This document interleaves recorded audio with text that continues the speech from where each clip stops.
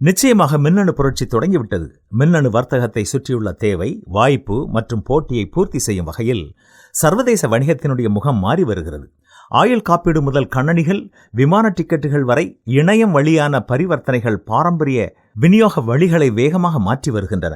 வாய்களுக்கு பதிலாக மோடம்களையும் கைக்குலுக்கல்களுக்கு பதிலாக மறைக்குறியாக்கப்பட்ட பரிவர்த்தனைகளையும் கொண்டு வரும் அதிவேக பாதையில் நாம் இருக்கிறோம். வார இறுதியில் வீட்டிலிருந்து 700 மைல் தொலைவில் உள்ள ஒரு விடுமுறை இடத்தை தேடி இணையத்தில் உலாவினேன். நான் இணையத்தில் இருந்த அதே நேரத்தில் இருந்த ஒரு நண்பருடன் ஒரு சிறிய உரையாடல் செய்தேன். மேலும் தினசரி மின்னஞ்சல்களின் வழக்கமான பெருக்கத்தையும் பெற்றேன். முடிந்த போதெல்லாம் இந்த புதிய தொழில்நுட்பத்தை பயன்படுத்த நான் என்னால் முடிந்தவரை முயற்சி செய்கிறேன். சமீபத்தில் ஒரு நாள் நான் கிழக்கு கடற்கரை சென்றிருந்த போது என்னை சுற்றியிருந்த பலரும் ஏதோ ஒரு மடிக்கணனியோடு அல்லது மொபைல் போனோடு தான் செயல்பட்டு கொண்டிருந்தார்கள்.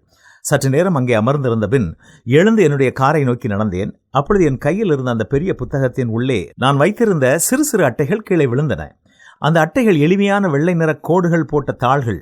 ஆம், அவை தந்தையர் தின வாழ்த்துக்கள் கிறுக்கப்பட்டு என் குடும்பத்தினரால் எனக்கு கொடுக்கப்பட்டிருந்தன. இந்த கடிதங்களில் தொழில்நுட்பம் இல்லை, அச்சு எழுத்துக்கள் இல்லை. உண்மையான மை, உண்மையான காகிதம் மற்றும் உண்மையான கையெழுத்து மட்டுமே. அவை எழுத்துப்பிழை சரிபார்க்கப்படவோ இல்லை. ஆனால் நான் படிக்காத 50 இமெயில் செய்திகளையும் விட பன்மடங்கு மேலான ஒரு குரலில் அவை என்னிடம் கத்தின. நான் அமர்ந்து ஒவ்வொன்றையும் மீண்டும் படித்தேன். நான் அவற்றை பொக்கிஷமாக போற்றுகிறேன். அவை கரடுமுரடானவை, ஆனால் அவை உண்மையானவை. உண்மை உறவுகளுக்கு ஈடாக வேறு எதுவும் இல்லை என்பதை நான் உணர்ந்தேன். இந்த வாரத்தில் எப்போதாவது ஒரு உண்மையான கடிதத்தை எழுதி ஒரு தபால் தலையை ஒட்டி நீங்கள் நேசிக்கும் ஒருவருக்கு அனுப்பி பாருங்கள். ஒரு சாதாரண தபாலால் என்னவெல்லாம் வாங்க முடியும் என்பதை பார்த்து நீங்கள் உண்மையில் வியப்படைவீர்கள். உங்கள் கையில் எழுத்துக்களும் நீங்கள் அதற்காக எடுத்துக்கொண்ட நேரங்களும் அது சென்றடையும் நபரை உண்மையில் பரவசமடைய செய்யும் என்பதில் சந்தேகமில்லை.